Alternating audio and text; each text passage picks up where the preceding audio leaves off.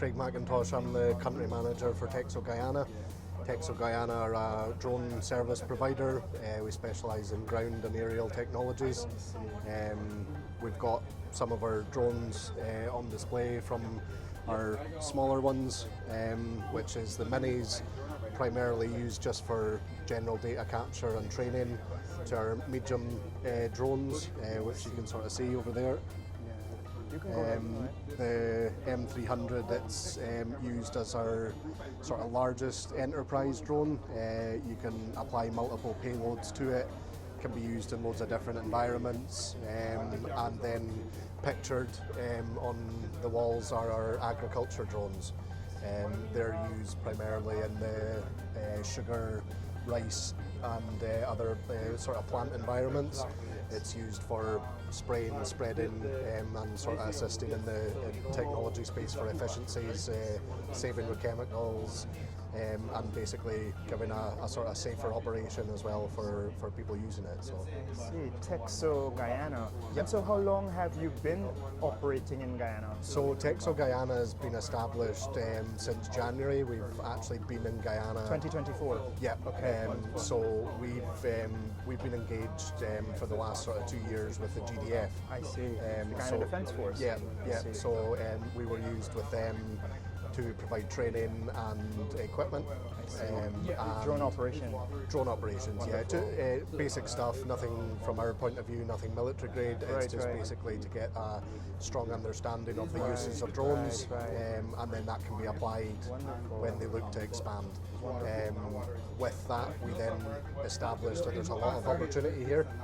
We then looked at the agriculture space, the infrastructure that's getting built here, and obviously the utilities such as power poles and telecommunications that they have here as well. So it's been a good move. We're a company based in Scotland. We've been on the go for about 8 years. And we are a group of 8 different companies, one being the drone division. And drones were the first catalyst to come over to Guyana, and the opportunities seem to be that quite a few of the other groups will probably follow as well. So. Wonderful. And so since you've been here with this sort of exponential growth that Guyana is experiencing, so you've had an opportunity to work with the GDF, the Guyana Defence Force, and other perhaps private sector organizations. What is the pace? What are you seeing in terms of the scope for growth and expansion, the industrial development, and so on and so forth? The scope and growth is obviously exponential at the moment. It is very, very high. It's clear to see that, the money that's been spent, the money that's been available. I suppose with any opportunities like that, it needs to be done correctly, and money put in the right place. So from our point of view, we basically looked at what areas are going to need the technologies to assist with that. Our sole intention is for it to be a fully Guyanese company.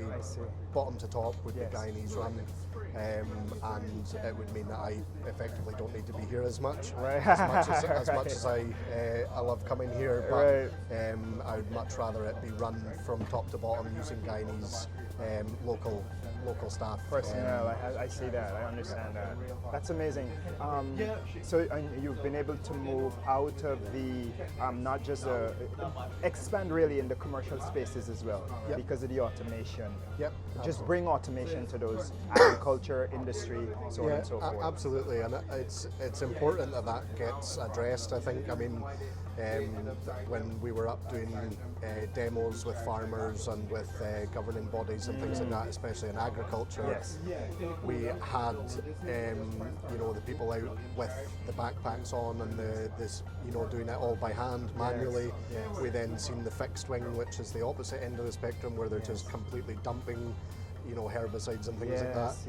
Now it's becoming a point where exporting of material, exporting of crop, there's more and more restrictions getting put in on that, and because they need to be accurate, they need to understand the amount of chemical they're using, things like that. Precision agriculture is becoming a very hot topic, and this is where we can apply the technologies effectively, is being able to look at a certain plot of area, a farmer's field. Yes. We can use specialized cameras to identify areas that are either overfed, underfed, and then when you go around with the drone applying it actually targets where it needs to go instead of just doing a blanket coverage. Yes, yes. I see, that's amazing. And my last question. No problem. In terms of the business climate, the friendliness of the business climate, the regulatory support you have, you know, more so that infrastructure, regulatory infrastructure that is facilitating of business. What are your insights on that? My personal insights is we obviously, with being in aviation with drones, we deal a lot with the GCAA, Guyana Civil Aviation Authority. Wonderful. So yeah, with them we've had great interactions. With any country that I've worked in. There's obviously more resources that can obviously be given to them. And I'm hoping obviously with the influx of drones that are going to be coming here, the GCA would allow more to go into the drone division to be able to support the growth that is going to come with it, because it'll be part of a tool belt for any, you know, contracting company or business. Drones are going to be a part of it. But so far the positive feedback from me has been good. So thank you so very much, Craig. It's a pleasure to talk with you. No and problem. I'm glad you have an opportunity to enjoy a bit of Guyana, right? Absolutely, to do business here. Yeah, Wonderful, absolutely. man. No, pleasure to meet you. It's good to talk with you. Yeah, all thank right? you. All right.